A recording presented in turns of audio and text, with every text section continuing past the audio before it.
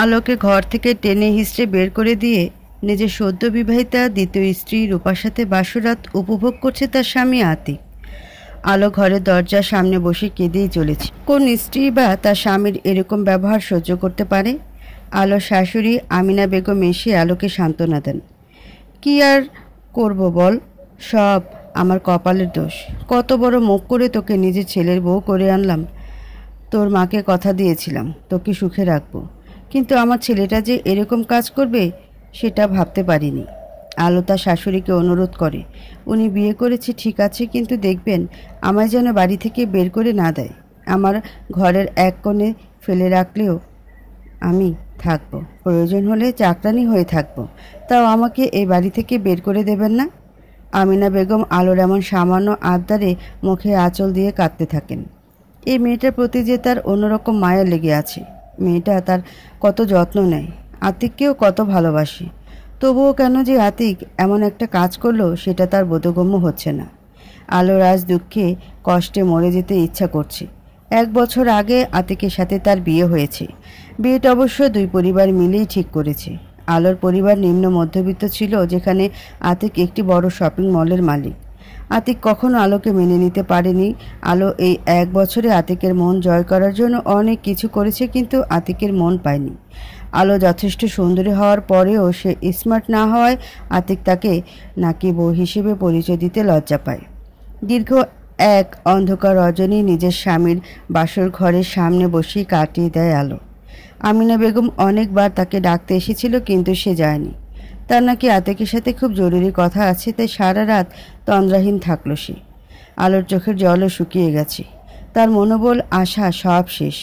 অবশেষে আতিক রূপার সাথে এক সুখের রাত জ্ঞাপন করে বাইরে বেরিয়ে আসে।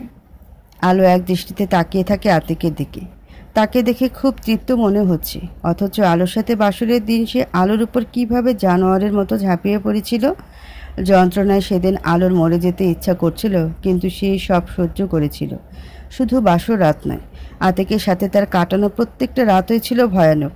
আতিক ক্ষুধার্ত হায়নার মতো ঝাঁপিয়ে পড়তো তার উপর। আলোকে নিজের দিকে এভাবে তাকিয়ে থাকতে দেখে আতিক রেগে যায়। রাগে আলোর চুলের মুঠি টেনে সে বলে, এই বে, তুই আমার দিকে এভাবে কি দেখছিস? তোকে না কাল বলেছিলাম এই বাড়ি থেকে বেরিয়ে যেতে, তাও কেন নির্লজ্জের মতো এখানে আছিস? আলো আতিকের পা ধরে অনুরোধ করে বলে, আমাকে দয়া করে এ বাড়ি থেকে বের করে দেবেন না, আমি সব মেনে নেব। আপনি না হয় আপনার দ্বিতীয় স্ত্রীর সাথেই থাকবেন, আমি আপনার বাড়ির সব কাজ করে দেব, তবু আমায় বের করে দেবেন না।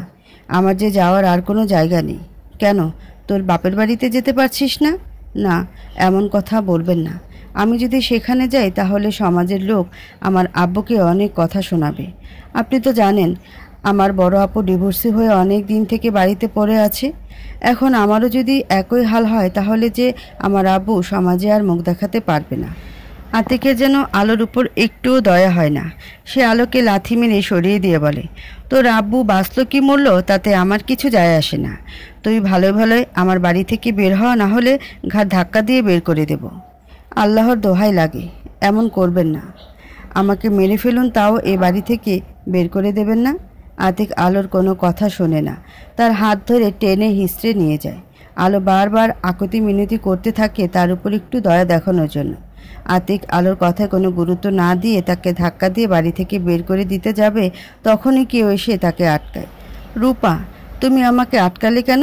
আতিকের কথাটা শুনে রূপা মুচকি হেসে বলে, ও যখন বাড়ির কাজের লোক হয়ে থাকতে চাইছে তখন থাকুক না, আমাদেরই লাভ হবে। এমনিতেও আমি কোনো কাজ করতে পারি না, তুমি ওকে এই বাড়ির কাজের লোক হয়ে থাকতে দাও। রূপার আবদারে আতিক শান্ত হয়। আচ্ছা, ও থাক এখানে কাজের লোক হয়ে, আমার কোনো আপত্তি নেই। আতিক তার ঘরে চলে যায়। আলো রূপাকে বলে, আমাকে থাকার সুযোগ দেওয়ার জন্য ধন্যবাদ। আমি আপনাদের জীবনে কোনো হস্তক্ষেপ করব না, কোনো দিন ওনার স্ত্রীর অধিকারও চাইব না। আমাকে শুধু এই বাড়িতে থাকতে দিন। রূপা শয়তানি হাসি দিয়ে বলে, তুই আজ থেকে আমার জুতো পালিশ থেকে রান্না বান্না সব কাজ করে দিবি। যদি কোনো কাজ ঠিকমতো না করিস তাহলে তোকে কিন্তু এই বাড়ি থেকে বের করে দেব। কোনো ভুল হবে না। তাহলে যা, বেশি কথা না বলে রান্নাঘরে গিয়ে আমার জন্য কফি বানিয়ে আন। আলো রান্নাঘরে চলে যায়। আমিনা বেগম এসে তাকে বলে, তুই কেন এভাবে এখানে পড়ে আছিস? তুই কেন কাজের লোক হয়ে থাকবি? তোকে আমি এ বাড়ির বউ করে এনেছিলাম। সব আমার ভাগ্যের দোষ আম্মা। আপনি এসব নিয়ে ভাববেন না। আল্লাহ যদি চান তাহলে সব ঠিক হয়ে যাবে। আমার ভরসা আছে তার উপর। আমি মা হয়ে বলছি, তুই যা গিয়ে আমার ছেলের নামে মামলা কর। ও তোর অনুমতি না নিয়ে এভাবে দ্বিতীয় বিয়ে করতে পারে না। এসব করে কি লাভ হবে? টাকার কাছে যে সব অন্ধ। উনি টাকা দিয়ে সব করতে পারবেন। তাছাড়া এরকমটা করলে আমার যে এই বাড়িতে আর জায়গা হবে না। তখন আমি কোথায় যাব? আমার জীবনটা তো বিবর্ণ হয়েই গেছে। এখন আমি চাই না আমার বাপের বাড়িতে গিয়ে তাদের জীবনটাও বিবর্ণ করে দিতে। তার থেকে ভালো আমি সব সহ্য করে এখানেই পড়ে থাকি। আমিনা বেগম আলোর মুখে এমন কথা শুনে নিজেকে আর সামলাতে না পেরে আলোকে জড়িয়ে ধরে কাঁদতে থাকেন। তোর মতো একটা ভালো মেয়ের উপর যে এত অন্যায় হলো, আল্লাহ নিশ্চয়ই তার উচিত বিচার করবেন। তুই দেখে নিস, আতিক আর ওই রূপা তাদের পাপের শাস্তি নিশ্চয়ই পাবে। ও এখানে দুই কুটনি মিলে আমাকে অভিশাপ দিচ্ছে। রূপা রাগে ফুঁসতে ফুঁসতে কথাটা বলে। আমিনা বেগমও সমান রাগ দেখিয়ে বলেন, তোমার মতো একটা নষ্ট মেয়েকে এর থেকে বেশি আর কি বলবো? তুমি কি ভেবেছ আমি তোমার ব্যাপারে কিছু জানি না? তুমি সেই স্কুল থেকে আতিকের বান্ধবী ছিলে। সব সময় তো দেখতাম ছেলেদের সাথে ঢলাঢলি করতে। আমি বুঝতে পারছিলাম তুমি আমার ছেলেটাকেও নিজের জালে ফাঁসাতে চাইছো, তাই বাধ্য হয়ে নিজের ছেলের বিয়ে দিলাম। কিন্তু আমার ছেলে তো নিজের ভালো বুঝতে পারলো না, তোমার মতো একটা নষ্টা মেয়েকে বাড়ির বউ করে আনলো। রূপা আমিনা বেগমের গায়ে থুতু ছিটিয়ে বলে, কি বললি তুই বুড়ি? আজ এখনই তোকে বাড়ি তগর বের করে দেব। অমনি আতিক ছুটে এসে রূপাকে এলোপাতাড়ি মারতে মারতে বলে, তোর এত বড় সাহস আমার মায়ের সাথে খারাপ ব্যবহার করিস? আতিক এই মুহূর্তে যেন পশুর ন্যায় শক্তিশালী হয়ে যাচ্ছিল। আতিকের এই ভয়ঙ্কর রূপ দেখে আলো স্তব্ধ হয়ে যায়। রূপাকে কি নির্মমভাবে মারছে আতিক, অথচ রূপার সাথে তার ভালোবাসার বিয়ে। আতিকের মার খেয়ে রূপার অবস্থা খুব খারাপ হয়ে যায়। তাকে দেখে মনে হচ্ছিল জীবনের শেষ প্রান্তে দাঁড়িয়ে আছে। আলোর খুব মায়া হয় রূপার উপর। যতই সে আলোর সতীন হয়ে থাকুক, সেও তো একটা মানুষ। আলো রূপাকে বাঁচানোর জন্য আতিকের সামনে ঢাল হয়ে দাঁড়ায়। আতিকের বিবেক বুদ্ধি তখন লোপ পেয়েছে। আতিক রূপাকে ছেড়ে আলোকে মারতে উদ্যত হয়। এক লাথিতে আলোকে দূরে সরিয়ে দেয়। আলোর পেটে ভয়ানক আঘাত লাগে। কষ্টের যন্ত্রণায় আলো ছটফট করতে থাকে। আমিনা বেগম ছুটে যায় আলোর কাছে। আলো বলে, আমার খুব কষ্ট হচ্ছে আম্মা। আমার বাচ্চাটা মনে হয় আর বাঁচবে না। আলোর কথাটা কানে আসতেই থেমে যায় আতিক। এমন একটা খবর যে তাকে শুনতে হবে সেটা সে কল্পনাও করতে পারেনি। আমিনা বেগম মুখে আঁচল দিয়ে কাঁদতে থাকেন। আতিকের দিকে অগ্নি দৃষ্টিতে তাকিয়ে বলে, নিজের সন্তানের ক্ষতির কারণ যদি তুই হোস, তাহলে আমি ভুলে যাব তুই আমার সন্তান। নিজের হাতে তোকে শেষ করে দেব। আতিক ছুটে এসে আমিনাকে বলে, কি হয়েছে আম্মু, বলো আমায়। আলো কি প্রেগনেন্ট? আমাকে কিছু বলনি কেন? আমিনা বেগম রাগে কটমট করতে করতে বলেন, তুই সুযোগ দিয়েছিলি কখন? কয়েকদিন থেকে আলোর মাথা ব্যথা, বমির সমস্যা। তাই আমি কাল ওকে নিয়ে হাসপাতালে যাই পরীক্ষা করতে। তখনই এই সুসংবাদটা পাই। বাড়িতে ফিরে তোকে এই খবরটা জানিয়ে সারপ্রাইজ দেব ভেবেছিলাম, কিন্তু তুই তো আমাদেরকেই সারপ্রাইজ দিয়ে দিলি। নতুন বউকে নিয়ে এলি, আলোকে নির্দয়ের মতো ঘর থেকে বের করে দিলি। মেয়েটা এই অবস্থায় কত কষ্ট সহ্য করলো। আলো সমানে গঙ্গাতে থাকে। আমিনা বেগম আতিককে বলেন, তুই গাড়ি বের কর এক্ষুনি। আলোকে হাসপাতালে নিয়ে যেতে হবে। আতিক আলোকে কোলে করে নিয়ে গিয়ে গাড়িতে তোলে। তারপর তাকে নিয়ে যায় হাসপাতালে। কি অবস্থা আমার স্ত্রীর? আতিক তীব্র উৎকণ্ঠার সাথে প্রশ্নটি করে। আতিকের উৎকণ্ঠার বিপরীতে ডাক্তার দক্ষীর সাথে বলেন, দুঃখিত মিস্টার হুসাইন, আপনার স্ত্রীর মিসক্যারেজ হয়ে গেছে। আপনাদের একটু সচেতন হওয়া দরকার ছিল। ওনার পেটে এত বেশি আঘাত লাগলো কি করে? ডাক্তারের কথা শুনে আতিকের মাথা নিচু হয়ে যায়। সে ডাক্তারের সামনে কেঁদে দেয়, আমি আমার সন্তানের খুনি ডক্টর। আমার কারণেই এমনটা হয়েছে। ডাক্তার আতিকের কথার কোনো মানে খুঁজে পায় না। আতিক ছুটে যায় আলোর কেবিনে। আমিনা বেগম আলোকে সান্ত্বনা দিচ্ছিলেন, কিন্তু আলোকে সামলাতে পারছিলেন না। আলো সমানে কেঁদেই চলছিল। সন্তান হারানোর কষ্ট আলো মেনে নিতে পারছিল না। কত আশায় ছিল আলো যে নতুন সন্তান এসে তার জীবনটা বদলে দেবে, কিন্তু তার ভাগ্যে বুঝি সন্তান সুখ নেই। আমার জীবনটা এমন কেন আম্মা? আমার জীবনটা এত কষ্টে ভরা কেন? আমার জন্মই হয়েছে বিবর্ণভাবে। জন্মের পরেই মাকে হারিয়েছি।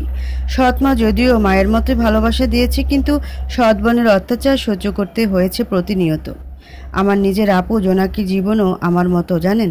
বেচারি ভালোবেসে বিয়ে করেছিল, কিন্তু বিয়ের 4 বছরের সন্তান না হওয়ায় ও স্বামী ওকে ডিভোর্স দিয়েছিল। এরপর সমাজের লোকের কত কথা সহ্য করতে হয়েছে।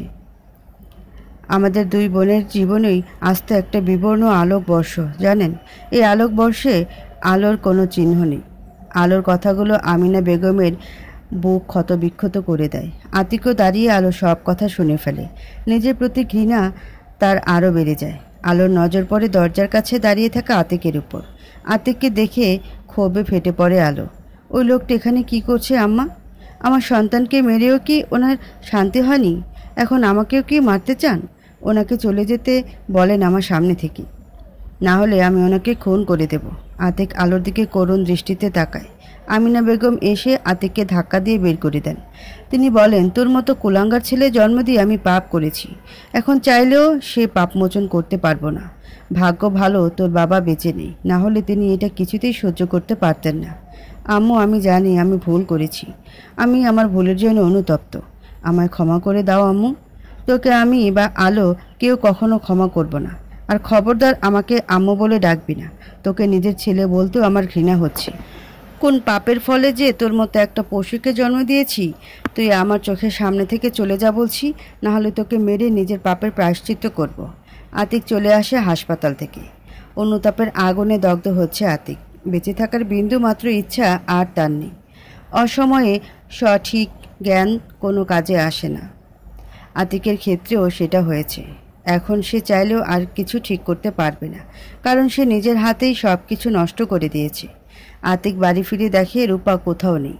রূপার প্রতি যদিও এখন আর তার কোনো মায়া নেই। রূপাকে নিজের জীবনের সব থেকে বড় ভুল মনে হচ্ছে তার।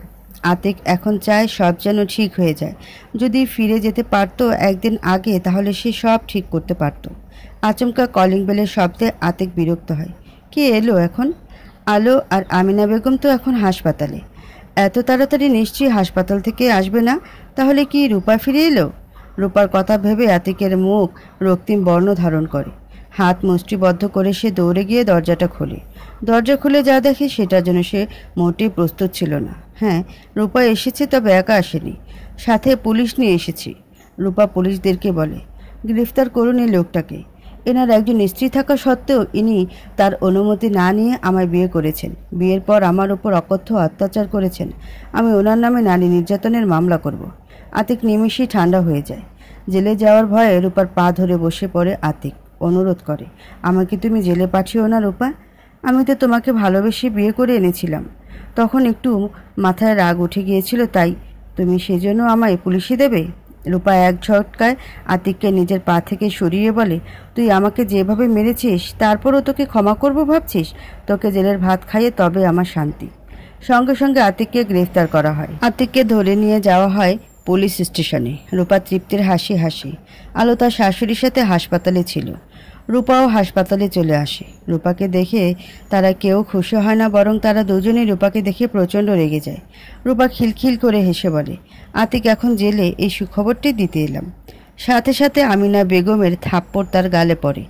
তিনি বলেন, তোর মতো মেয়েদের জন্য শত শত মেয়ের সংসার স্বপ্ন নষ্ট হয়। তোদের চরম শাস্তি পাওয়া উচিত। রূপা মৃদু হাসে। রূপা আলোর দিকে দৃষ্টি সরিয়ে বলে, আমি কিন্তু তোমার অনেক বড় উপকার করেছি। তোমার উচিত আমাকে ধন্যবাদ জানানো। আলো রূপার দিকে ঘৃণার দৃষ্টিতে তাকায়। এই মুহূর্তে রূপাকে তার পৃথিবীর সব থেকে খারাপ মেয়ে মনে হচ্ছে।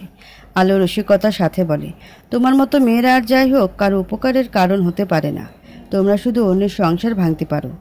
হ্যাঁ, ঠিক বলেছ, আমি খারাপ মেয়ে। আমি জানি আমি খারাপ, কিন্তু তোমার স্বামীর থেকে কম খারাপ। তুমি জানো তোমার স্বামী একজন ধর্ষক? রূপার কথাটা শুনে আলোর মাথা বন বন করে ঘুরতে থাকে। সে এটা জানে যে আতিক ভালো লোক নয়, কিন্তু এত বড় একটা অন্যায়ের সাথে যে আতিক যুক্ত থাকতে পারে সেটা তার ভাবনারও বাইরে ছিল। রূপা বলতে থাকে, কি অবাক হচ্ছ তাই না? আমার কথাটা নিশ্চয়ই বিশ্বাস হচ্ছে না। তাহলে তোমার শাশুড়িকে জিজ্ঞাসা করো। আলো আমিনা বেগমের দিকে তাকায়। আমিনা বেগম চোখ নামিয়ে নেন। তার চোখে মুখে অনুশোচনার ছাপ স্পষ্ট। আলোর মনে সন্দেহ দানা বাঁধে। তাহলে কি রূপা যা বলছে তা সত্য? চুপ আছেন কেন মিসেস আমিনা বেগম? উত্তর দিন। আপনার ছেলের এত বড় একটা সত্য কিভাবে লুকালেন নিজের ছেলের বউর থেকে? মেয়েটাকে এতদিন এভাবে ঠকাতে পারলেন? রূপার কথাটা শুনে আমিনা বেগম আলোর দিকে তাকান। বিশ্বাস কর আলো, আমি তোকে ঠকাতে চাইনি। এটা অনেক বছর আগের একটা ঘটনা। সেই সময় আতিক একটা ভুল করে ফেলেছিল। প্রমাণের অভাবে আর টাকা পয়সার জোর খাটিয়ে সে সব বিষয় ধামাচাপা দেওয়া হয়। আমি ভেবেছিলাম আতিক এতদিনে বদলে গেছে, কিন্তু আলোর হতবাকে সীমা ছাড়িয়ে যায়। এই 1 বছরে আতিকের থেকে খারাপ ব্যবহার সহ্য করেছিল সে শুধু নিজের শাশুড়ির ভালোবাসার জন্য। আর আজ আলো জানতে পারল তিনিও কিনা তাকে ঠকিয়েছেন। আলোর গোটা পৃথিবীটা অন্ধকারে নিমজ্জিত হয়। এখন আলোর মনে হচ্ছে এই পৃথিবীতে কেউ ভরসার যোগ্য নয়। না হলে যে আমিনা বেগমকে আলো অন্ধের মতো বিশ্বাস করত, সে কিনা আলোকে একটা ধর্ষকের সাথে বিয়ে দিয়েছে। তুমি জানো আলো, তোমার স্বামী আতিক কি করেছিল? আমার চাচাতো বোন রেহানা খুব সহজ সরল একটি মেয়ে ছিল। গ্রাম থেকে পড়াশোনার উদ্দেশ্যে আমাদের কাছে শহরে আসে। রেহানা খুব মিশুকে ছিল, সবার সাথে ভালোভাবে মিশত। গ্রাম্য মেয়ে হওয়ায় ওর মনে তেমন প্যাচ ছিল না, সবাইকে বিশ্বাস করত। আমি প্রথম ওকে পছন্দ করতাম না, কিন্তু ওর মিশুকে স্বভাবের জন্য ওর সাথে না মিশেও পারি না। আতিক আমার বন্ধু হওয়ার সুবাদে প্রায়ই আমাদের বাড়িতে যেত। আমাদের ফ্যামিলি ভীষণ মডার্ন ছিল, তাই এই নিয়ে তাদের কোনো মাথা ব্যথা ছিল না। আমিও ছিলাম তেমনই, হুটহাট ছেলে বন্ধুদের বাড়িতে নিয়ে আসতাম। হ্যাঁ, এটা ছিল, আমি অনেক ছেলের সাথে রিলেশনে ছিলাম, কিন্তু রেহানা তো এমন ছিল না। আমি আতিককে খুব ভালো করেই চিনতাম, তাই রেহানার দিকে যখন ও তাকাতো তখন ওর তাকানো দেখে আমি বুঝে যেতাম ও কোনো ফোন দিয়ে আসছে। আমি তখন অনেক স্বার্থপর ছিলাম, তাই নিজে ছাড়া আর কারো কথা ভাবিনি। একদিন যখন আমরা কেউ বাড়িতে ছিলাম না, তখন আতিক আমাদের বাড়িতে আসলো। রেহানা বাড়িতে একা ছিল। ওকে একা বাড়িতে দেখে আতিক একটা সুযোগ পেয়ে যায় নিজের চাহিদা মেটানোর। সেই দিন আতিক রেহানাকে ধর্ষণ করে। রূপার কথাগুলো শুনে আলো কাঁপতে থাকে। আতিকের উপর ঘৃণা আর রাগে সে ফেটে পড়ে।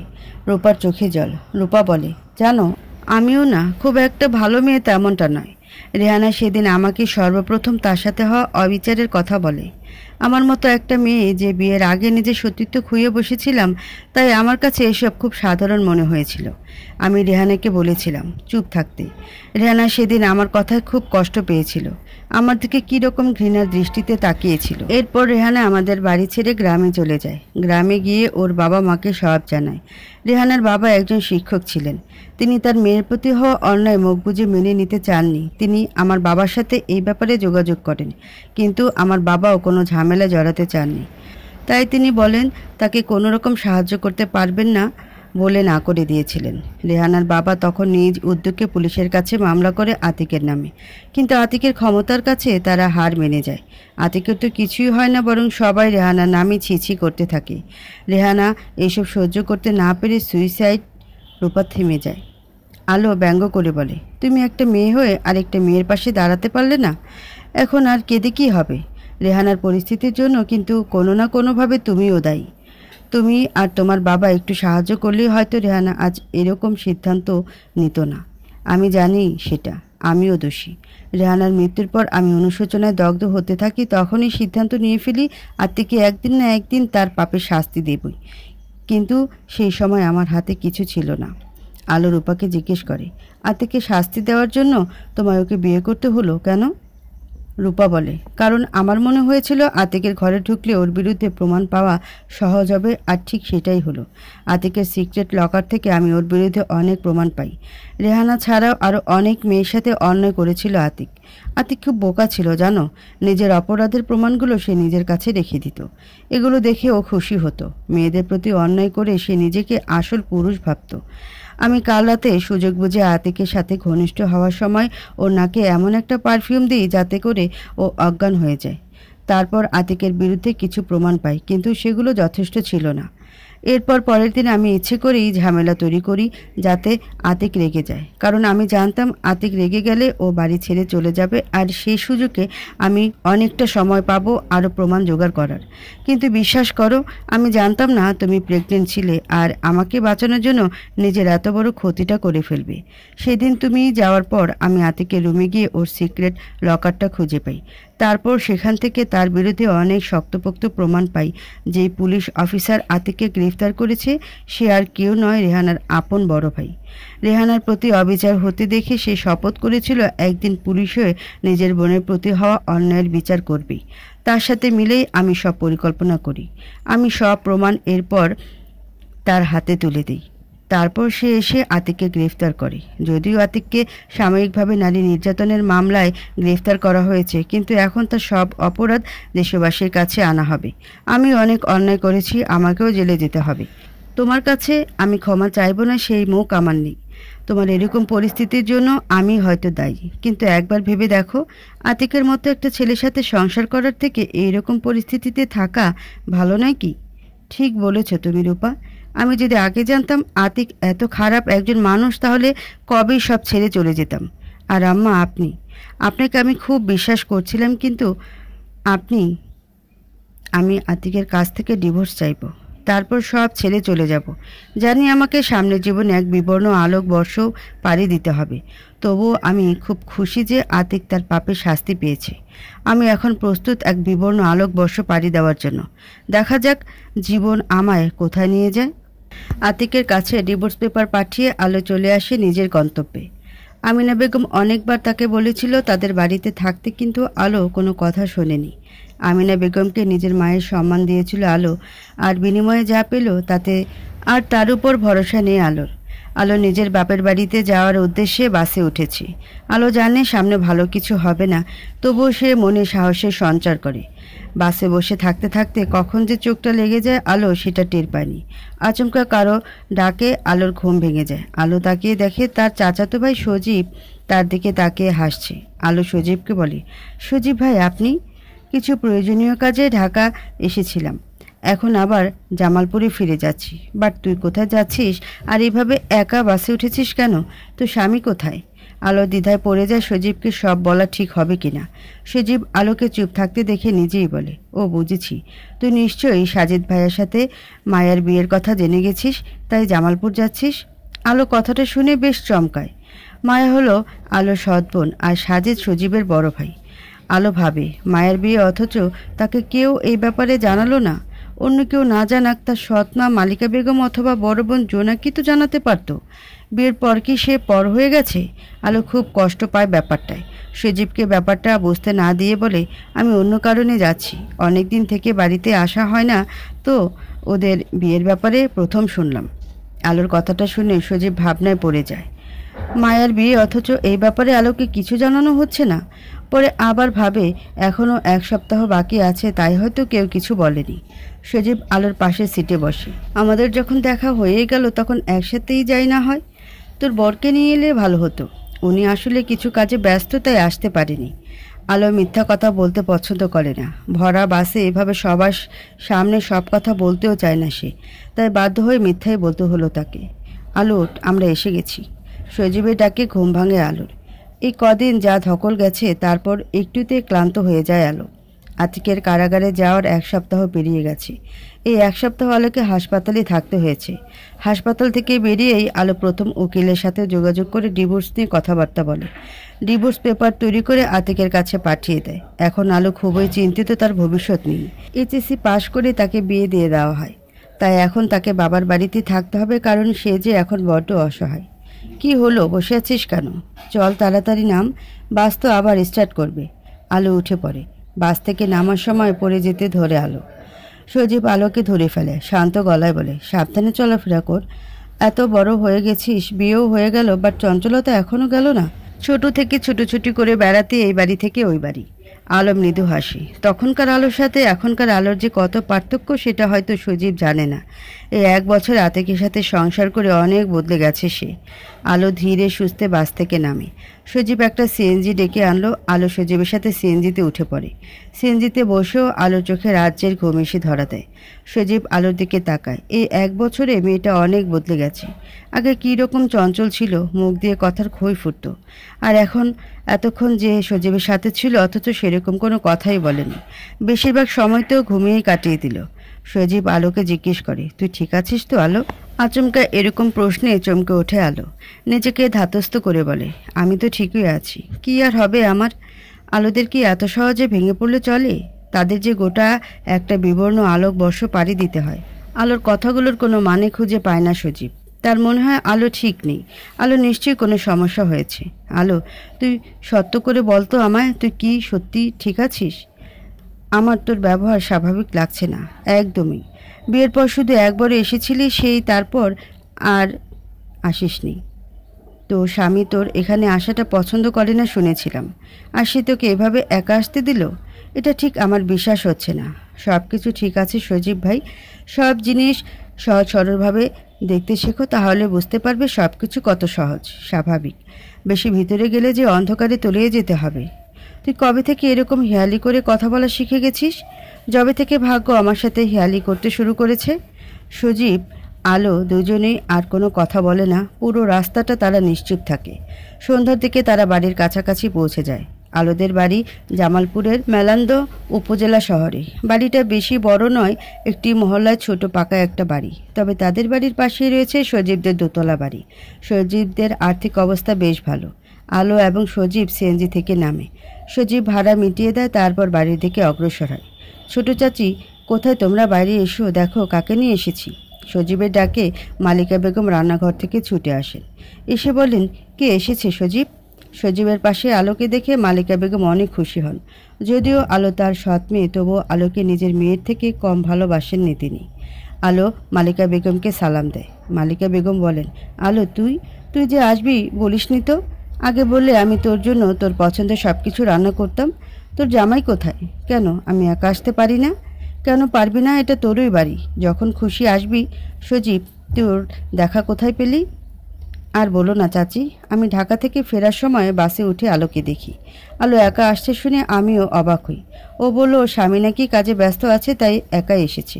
আচ্ছা আলো, তুই যা, তুই যে রুমে থাকতি সেখানে যা। জোনাকি আছে রুমে, তোকে দেখলে খুব খুশি হবে। মেয়েটা প্রতিদিনই তোর কথা বলে। তোর স্বামী তোকে আসতেও দিত না। যাক সেসব কথা, এখন যে আসতে পারছিস এটাই অনেক। আলো বিনা শব্দে নিজের রুমের দিকে যায়। আলোর এরকম নিশ্চুপতা দেখে মালিকা বেগমও হতবাক হন। তুমিও মনে হয় আলোর এরকম ব্যবহারে অবাক হয়েছ, তাই না চাচি? মেয়েটি এরকম ব্যবহার করলো কেন সজীব? আমার সত্যিই খুব চিন্তা হচ্ছে। মেয়েটাকে আমার গোটা মহল্লার লোক বাচাল বলে জানতো, আর আজ সে মেয়ে এত শান্ত। কোনো বিপদ হয়নি তো আলোর? কার বিপদের কথা বলছো আম্মু? জানিস মায়া, তোর আলো আপু এসেছে। আলোর আসার কথাটা শুনে মায়া একটুও খুশি হয় না। আলোকে সে একটুও পছন্দ করে না। শুধু আলো কেন, জোনাকিও তার অপছন্দের তালিকায় রয়েছে। কারণ তারা জোনাকির সৎ বোন হলেও মালিকা তাদের সবাইকে সমান ভালোবেসেছে। ঠিক এই কারণেই মায়ের তাদের প্রতি এত রাগ। মায়া মুখ ভেঙচি দিয়ে বলে, আলো স্বামী নাকি ওকে একা কোথাও আসতেই দেয় না। তাহলে এখন কিভাবে আসলো? কেন, তুই কি ওর আশায় খুশি হোসনি? আজ না হয় কাল ওকে তো আসতেই হতো। আর কয়েকদিন পরেই তোর বিয়ে হবে, একটু না হয় আগে এসেছে। আমার বিয়েতে ওর আসাটা কি খুব দরকারি ছিল? আমি তো চাইনি ও আসুক। সাজিদ ভাইয়ের পাশে আমায় মেনে নিতে পারবে ও? পাশে সজীব ছিল, এজন্য মালিকা কিছু বলতে পারেন না। সাজেদ আর আলোর মধ্যে যে একটা প্রেমের সম্পর্ক ছিল, সেটা সাজেদ না জানলেও মালিকা বেগম খুব ভালো করেই জানে। তিনি তাই মায়াকে চুপ করানোর জন্য বলেন, মুখে একটু লাগাম নেই তোর, তাই না? কখন কোথায় কোন কথা বলতে হয় সেটা আজও শিখলি না? যা এখান থেকে। মায়া বিরক্তিতে মুখ দিয়ে জাতীয় শব্দ বলে সেখান থেকে চলে যায়। আলো রুমে এসে জোনাকিকে দেখে। জোনাকি আলোকে দেখে ছুটে এসে তাকে জড়িয়ে ধরে। দুই বোন এতদিন পর একে অপরকে দেখে খুশিতে কেঁদেই দেয়। আচমকা কেউ পেছন থেকে এসে আলোর চুলের মুঠি টেনে ধরে। আচমকা মায়া পেছন থেকে এসে আলোর চুলের মুঠি টেনে ধরে। আলো ব্যথায় আহ করে ওঠে। মায়ার আলোর উপর একটুও দয়া হয় না। সে আরও জোরে আলোর চুল টানে। জোনাকি এগিয়ে এসে আলোকে ছাড়িয়ে নেয়। মায়ের আগে ফুঁসতে ফুঁসতে বলে, কেন এসেছিস তুই? সাজিদ ভাইয়ের সাথে আমার বিয়ের কথাটা কোনোভাবে জেনে গেছিস, তাই না?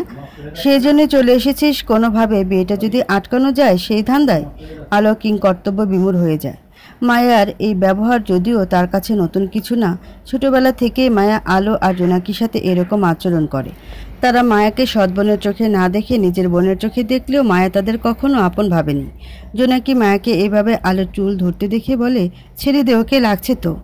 মায়ের রাগ আরও বেড়ে যায়। এই তুই চুপ থাক। নিজে তো একটা অপয়া বাচ্চার জন্ম দিতে পারিসনি, বন্ধা মেয়ে কোথাকার। স্বামীও সহ্য করতে না পেরে বাড়ি থেকে বের করে দিয়েছে। এখন আমাদের ঘাড়ে বসে খাচ্ছিস, আবার বড় বড় কথা। মায়ের কথাগুলো শুনে জোনাকির থোয়া মেরে যায়। আলো হতবাক হয় জোনাকির এরকম ব্যবহারে। ছোটবেলা থেকে আলো বাচাল, জোনাকি চুপচাপ শান্ত। বাচাল হলেও আলো কখনো মায়ের ব্যবহারে সেরকম প্রতিবাদ করেনি, সব সময় মুখ বুজে সহ্য করেছে। জোনাকি কখনো সেরকম করেনি, ছোটবেলা থেকে সে প্রতিবাদী ছিল। আজ তার এভাবে গুটিয়ে যাওয়া আলো মেনে নিতে পারে না। ঠাস করে একটা থাপ্পড় বসিয়ে দেয় মায়ের গালে। মায়া গালায় হাত দিয়ে আলোকে খারাপ ভাষা গালি দেয়। আলো তখন আরও রেগে গিয়ে মায়ের অপর গালে আরও একটি থাপ্পড় মারে। আলো, তুই আমায় মারলি? এত বড় সাহস তোকে কে দিল? আলো না, আলো আপু বল। ভুলে যাবি না আমি তোর থেকে বয়সে বড়। আর জোনাকি আপুকে এত কথা বলার তুই কে? কত টাকা কামাই করিস তুই? ভুলে যাবি না তুই এই বাড়ির মেয়ে হলে আমরাও এই বাড়ির মেয়ে। তাই জোনাকি আপু যদি ঘরে বসে খায় তাহলে তুইও তো তাই করিস। জোনাকি আপু তো তাও ঘরের একটু কাজকর্ম করে, তুই তো সেটাও করিস না। আলোর কথা শুনে রাগে ফুঁসতে ফুঁসতে ঘর থেকে বেরিয়ে যায় মায়া। জোনাকি বলে, আলো তুই তো অনেক বদলে গেছিস, জীবনে এই প্রথম তুই মায়ের গালে হাত তুললি। আলো মৃদু হেসে বলে, তুমিও তো বদলে গেছো আপু। তোমার মধ্যে তো আগে সে প্রতিবাদী জোনাকি আপুকে দেখতে পাচ্ছি না। আসলে পারিপার্শ্বিক পরিস্থিতি মানুষকে বদলে দেয়। আমাদের সাথেও ঠিক তাই হয়েছে। তুমি প্রতিবাদ করে কোনো ফল না পেয়ে ভেবেছ চুপ থাকাই ভালো, আর আমি চুপ থেকে কষ্ট সহ্য করে বুঝতে পেরেছি প্রতিবাদ করাই ভালো। দিন শেষে আমিই কিন্তু ঠিক। মালিকা বেগম খাবার পরিবেশন করছিলেন। মায়া হুট করে রান্নাঘরে ছুটে এসে বলে, কার জন্য এত রাজভোজ সাজাচ্ছ আম্মু? কার জন্য? আবার আলোর জন্য? কতদিন পর মেয়েটা এলো, একটু খাতির যত্ন করব না? আলোর কথা শুনে মায়ার মাথা গরম হয়ে যায়। একটু আগে খাওয়া থাপ্পড়ের কথা মনে আসতে মায়া সব খাবার ফেলে দেয়। মালিকা বেগম খুব রেগে যান মায়ের এই আকস্মিক ব্যবহারে। কি করলি মায়া? আমি এত কষ্ট করে এত কিছু রান্না করলাম আর তুই সব ফেলে দিলি? বেশ করেছি, আরও 1000 বার ফেলবো। সৎ মেয়ের প্রতি এত দয়া মায়া কোথা থেকে আসে তোমার? আমি তো মাঝে মধ্যেই গুলিয়ে ফেলি আমি তোমার নিজের মেয়ে নাকি ওরা? আমার কাছে তোরা প্রত্যেকেই সমান। জানো তোমার ওই আলো আজ আমায় থাপ্পড় মেরেছে। দেখো আমার গালগুলো কীরকম লাল হয়েছে। মালিকা বেগম মায়ের গালের দিকে কিছুক্ষণ পরখ করে বলেন, আমি আলোকে খুব ভালো করেই চিনি। ওকে জন্মদিনই ঠিকই, কিন্তু ছোটবেলা থেকে কোলে পিঠে করে মানুষ করেছি। আমি খুব ভালো করেই জানি আলো এমনি এমনি তোর গায়ে হাত তুলবে না। ছোটবেলা থেকে মেয়েটাকে কত অত্যাচার অপমান করেছিস তুই। মেয়েটা তো সব সহ্য করেছে, আজ নিশ্চয়ই বেশি বাড়াবাড়ি করে ফেলেছিস, তাই আলো নিজেকে সামলাতে পারেনি। আমার তো এখন ইচ্ছা করছে তোর গালে আরও একটা চড় মারতে। নিজের মায়ের মুখে এরকম কথা শুনে আলোর প্রতি মায়ের রাগের মাত্রা আরও বেড়ে যায়। মায়া বিড়বিড় করে বলে, তোকে আমি ছাড়বো না আলো। দেখ শুধু তোর সাথে কি কি হয়। মালিকা বেগমের মন খুব খারাপ হয় তার মেয়ের এরকম ব্যবহারে। ছোটবেলা থেকে মেয়ের এই ব্যবহার দেখে আসছেন। শাসন করেও মায়াকে ঠিক করতে পারেনি। দিনকে দিন তার হিংসা রাগ আরও বৃদ্ধি পাচ্ছে। মালিকা দীর্ঘ শ্বাস ফেলে। আলোর জন্য কত কিছু রান্না করেছিলেন, সব খাবার মায়া ফেলে দিল। মেয়েটা কতদিন পর এলো আর ভালো মন্দ কিছু খাওয়াতে পারলেন না, এটা ভেবেই মালিকার খারাপ লাগছে। আলো জোনাকির সাথে গল্প গুজবে ব্যস্ত ছিল। কথা কথা জোনাকি আলোকে আতিকের সম্পর্কে জিজ্ঞেস করে। আতিকের নাম শুনে আলোর মনটা বিষিয়ে ওঠে। চোখের সামনে ভেসে আসে ভয়ঙ্কর সব অতীত। আতিকের নোংরা চেহারাটাও মনে পড়ে। আলো দ্রুত প্রসঙ্গ পরিবর্তনের চেষ্টা করে। জোনাকির সন্দেহ হয় ব্যাপারটা নিয়ে। আলো, তুই সত্যি করে বল কি হয়েছে? আমার মনে হয় না সব কিছু ঠিক আছে। আতিক তোকে একা এখানে আসতে দিল? আসার পর তোকে একবারও দেখলাম না। আতিক ফোন করে খোঁজ খবর নিচ্ছে, তুইও এই বিষয়ে কিছু বলছিস না। আলো আর নিজের আবেগকে নিয়ন্ত্রণ করতে পারে না। জোনাকির সামনে ফুপিয়ে কেঁদে দেয়। জোনাকি এবার নিশ্চিত হয়ে যায় নিশ্চয়ই কোনো না কোনো ঝামেলা হয়েছে। আম্মু জানো, আলো এসেছে ঢাকা থেকে। কতদিন পর মেয়েটাকে দেখলাম, আগের থেকে শুকিয়ে গেছে। এখন অনেকটা চুপচাপ হয়ে গেছে জানো। খাবার টেবিলে বসে নিজের আম্মু দেলোয়ারের সাথে কথা বলছিল সজীব। দেলোয়ারা আলোর আসার কথা শুনে খুব খুশি হন। তিনি বলেন, কি বললি, আলো এসেছে? আমি কালই যাব ওর সাথে দেখা করতে। কতদিন থেকে মেয়েটাকে দেখি না। আগে তো চাচি বলতে পাগল ছিল, সবসময় আমার কাছে এসে যত রাজ্যের গল্প জুড়ে দিত। আর এখন কি না সেই মেয়ে চুপচাপ হয়ে গেছে। কাল গিয়ে দেখে আসবো একবার। টেবিলের এক কোণে বসেছিল সাজিদ। আলোর আসার কথা শুনে সাজিদ খাওয়া থামিয়ে দেয়। তার মনটা উসখুস করছিল একটিবার আলোকে দেখার জন্য। ভাগ্য কতটা নিষ্ঠুর। আগে যে আলোকে না দেখে সে একদিনও থাকতে পারতো না, এখন তাকে না দেখে দীর্ঘ 1টা বছর কাটিয়ে দিল সাজিদ। সাজিদকে খুব অস্থির দেখাচ্ছিল। দেলাওয়ারের নজর সাজিদের দিকে যায়। সাজিদ, তুই এভাবে চুপচাপ বসে আছিস কেন? আর তোকে এত অস্থির কেন লাগছে? যে কোনো সমস্যা? আমি একটু বাইরে যাচ্ছি আম্মু। এত রাতে কোথায় যাচ্ছিস তুই? খাবার শেষ করে যা, খিদে নেই, পরে এসে খেয়ে নেব। সাজিদ দ্রুত বেরিয়ে যায়। দেলোয়ারা বেগম বলতে থাকেন, কি হলোটা কি ছেলেটার, না খেয়ে বেরিয়ে গেল? দেলোয়ারা বুঝতে না পারলেও সজীব ব্যাপারটা বুঝতে পারে। আলোর প্রতি সাজিদের অনুভূতি সম্পর্কে সজীব খুব ভালোভাবে অবগত। যদিও সাজিদ নিজের মুখে তাকে কিছু বলেনি, কিন্তু আলোর প্রতি সাজিদের কেয়ার, তাকে চোখে চোখে রাখা, বারবার আলোর কাছে ছুটে যাওয়া, এই সবই তাকে বুঝিয়ে দিয়েছে সাজিদের অনুভূতি। এই কারণেই তো সে আলোর জন্য নিজের মনে অনুভূতিগুলিকে সযত্নে লুকিয়ে রেখেছিল সব সময়। এখন আর এসব ভেবে কোনো লাভ নেই। আলো এখন অন্য কারো। সাজিদেরও কিছুদিন পর বিয়ে হবে, সজীবকেও হয়তো অন্য কাউকে বিয়ে করতে হবে। কেন যে কেউ তার পছন্দের মানুষটাকে নিজের করে পায় না? সজীব দীর্ঘশ্বাস ফেলে। সাজিদ তবুও আলোকে নিজের মনের কথা জানাতে পেরেছিল, যার কারণে তার মনের বোঝা একটু হলেও হালকা হয়েছিল। কিন্তু সজীব তো এই জায়গায় পুরোপুরি ব্যর্থ। আলোকে নিজের মনের কথা বলার সাহসই দেখাতে পারেনি, হয়তো কখনো পারবেও না। আলোর কান্না দেখে জোনাকি বুঝতে পারে বড় কোনো সমস্যা হয়েছে। আলোকে একটু চাপ দিতে আলো জোনাকিকে পুরো ঘটনা খুলে বলে। নিজের শরীরে আতিকের দেওয়া সব আঘাত সে দেখায় জোনাকিকে। জোনাকি নিজের বোনের এই করুণ অবস্থার কথা শুনে খুব কষ্ট পায়। আলো এত কিছুর পরেও সংসার টিকিয়ে রাখতে চেয়েছিল, অথচ আতিক এতটাই খারাপ যে তাকে জেলে যেতে হয়েছে। বিভিন্ন আশঙ্কা জোনাকির মনে বাসা বাঁধে। তাকে ডিভোর্সি হওয়ায় এতদিন যেসব কথা শুনতে হয়েছে, আলোকেও এখন তেমন কথা শুনতে হবে। জানি না এইসব ব্যাপার জানাজানি হলে আলোকে কত কঠিন পরিস্থিতির মধ্য দিয়ে যেতে হবে। জোনাকি কিভাবে আগলাবে এখন নিজের বোনকে? দরজায় দাঁড়িয়ে আলো ও জোনাকি সব কথোপকথন শুনে ফেলে।